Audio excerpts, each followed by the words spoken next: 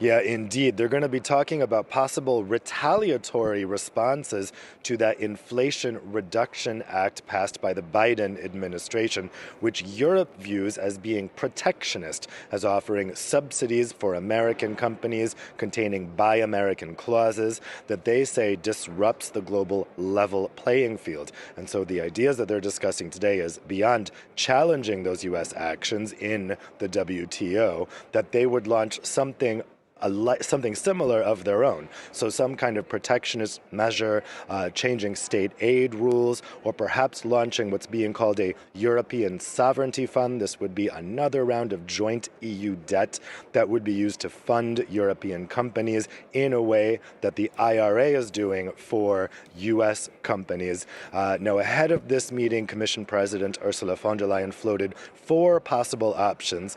We heard from French President Emmanuel Macron, who's been the biggest pusher of this idea of a sovereignty fund, say that those four options are a good start, but they don't contain this sovereignty fund idea, not at least as he would like to see it. So we're going to see Macron pushing for that sovereignty fund, pushing for the EU to get very tough with the US, and then we're going to see, I think, other countries, especially in Eastern Europe, saying we don't really want to pick a fight with the US right now, given the security situation and what's going on with the war in Ukraine, and that we rely on the United States for our own defense. So this could become quite a heated discussion today. Dave, there are going to be a lot of things talked about at that meeting today that are not on the agenda, particularly when it comes to the French President Emmanuel Macron.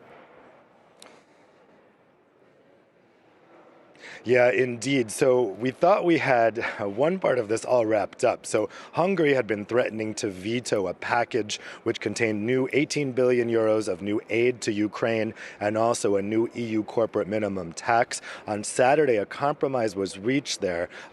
Orban wanted the EU to retreat on its plan to block access to 7.5 billion euros in EU funding in response to Hungary's erosion of the rule of law. They reached a compromise where the EU will block a little less funding. So we thought that was all set. And then late last night, Poland, having seen Hungary get its way by threatening a veto, they decided to threaten a veto of their own. So Polish Prime Minister Mateusz Morawiecki has walked into this summit saying that he will veto that package of the Ukraine aid and the corporate minimum tax. And the understanding is, unless the recovery funding that is being held from Poland right now, again because of Poland's rule of law violations, is released. So the Prime Minister is essentially holding Ukrainians hostage until he gets his way on that funding. Poland does have legitimate arguments against this corporate minimum tax. That's the main thing they want to talk about. But those arguments were settled a long time ago. So the main thinking here is the only reason to throw this spanner in the works at the last minute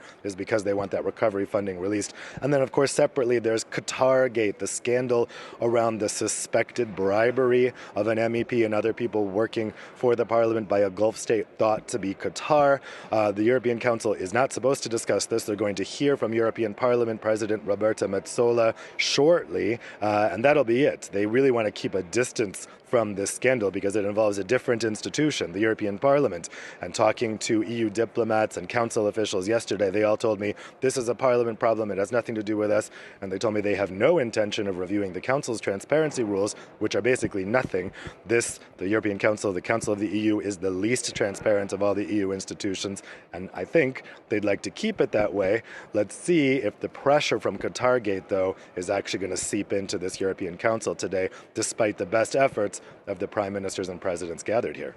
All right. Thanks for that, Dave. We'll be checking back in with you throughout the day to see how that's going. Dave Keating there reporting for us from Brussels. Thanks to him. Thanks to you for watching France 24. Stay with us.